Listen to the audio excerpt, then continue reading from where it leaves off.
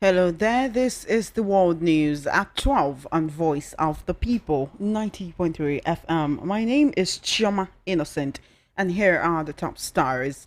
Hunted terrorist Baloturgi kills 11 farmers in Sokoto State. Former lawmaker accuses Akpabio of high-handedness. Nnamdi Kanu slams Igbo political leaders for neglect, and Trump slams reciprocal tariffs on Nigeria, China, Israel, and others. Details now.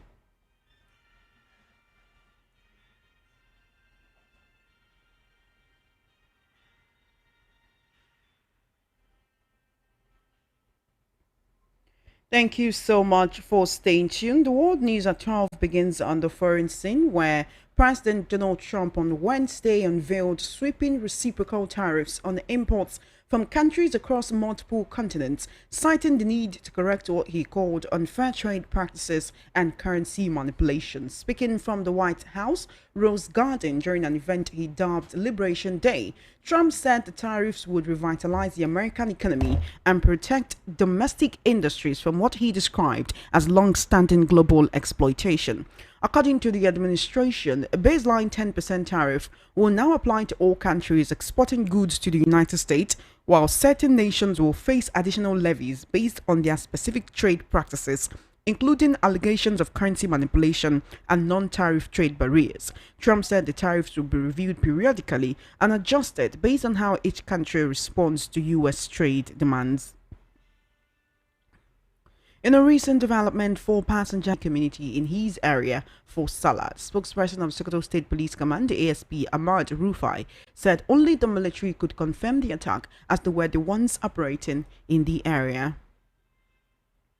In a recent development, Senator Ishaku Elisha Abo has accused Senate President Godswill Akpabio of running the Nigerian Senate like a personal empire and targeting senators who oppose his views. Speaking in an interview on Wednesday, Abo claimed that Akpabio orchestrated the removal of 5 senators, including himself. The former Adamawa North Senator alleged that Senate President Akpabio had privately informed him of the planned ousting. Abo, who supported Senator Abdulaziz Yari's bid for Senate President, said Akpabio attempted to win him over with personal appeals and financial incentives.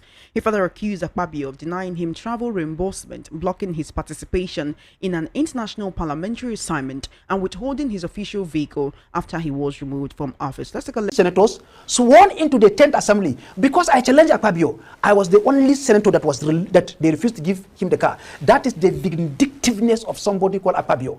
Well, it sounds very personal, doesn't it? I mean, of course, for you, it's pretty much personal. I mean, so this is your payback then, is it? No. I don't pay back. I am just trying to, I laid a foundation so that I will come to the Natasha issue.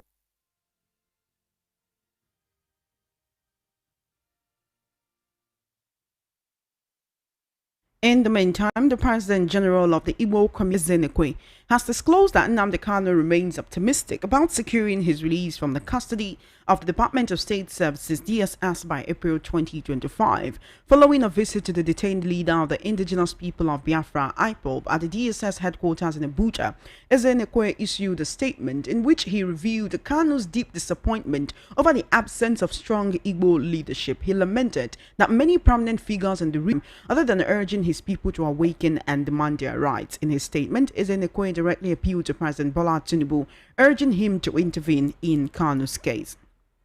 Presidency officials have explained that the former and the state-owned firm's board were sacked due to mounting concerns over his performance. Sources in the presidency who preferred anonymity disclosed this on Wednesday while reacting to President Tinubu. People. So what are they leading?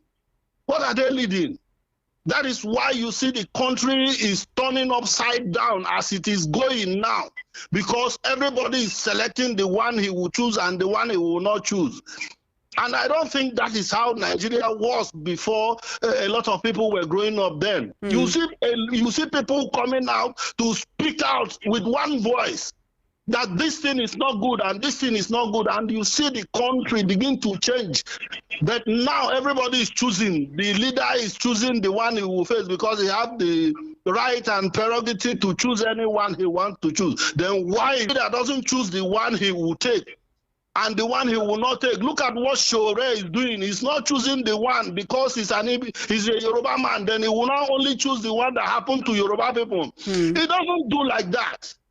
Even if it's an Igbo man or any tribe, Fishowore will come outside to be issues like that. He also talked about how the Senate president told him that 5 senators will be removed. And when he asked him, how do you know? He said, well, I'm the Senate president. I'm telling you now that 5 senators will be removed. But Elisha Abbo was removed via a court order in 2023, right? So how exactly did Akpabio know that he will be removed when it wasn't as if he was recalled by his constituent and it was a court case that removed him? Can one say that this was orchestrated, the court judgment was orchestrated, or did he convince Elisha Abbo's people not to vote for him? Is it possible that the Senate president can remove people?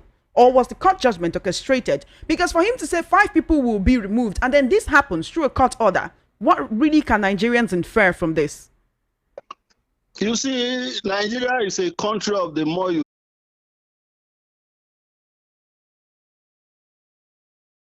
not arrested, then who tells you that vote counts in Nigeria? We're only deceiving ourselves. That is just the truth.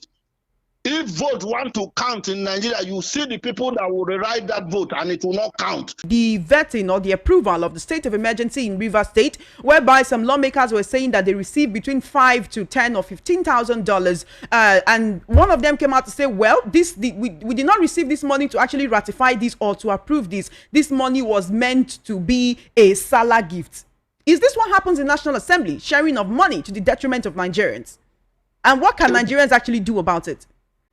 It has been happening in Nigeria and they have been collecting it all along. They can only name it a name because I don't know the way our senators have turned to beggars, that it is only when there is any ceremony in the country that they begin to receive money in their email every now and then, up to $15,000. It's a pity. He will come up and vote for you. That is the politics in Nigeria. They are not there to make anything good in Nigeria. So a lot of people have seen it and understood it very well.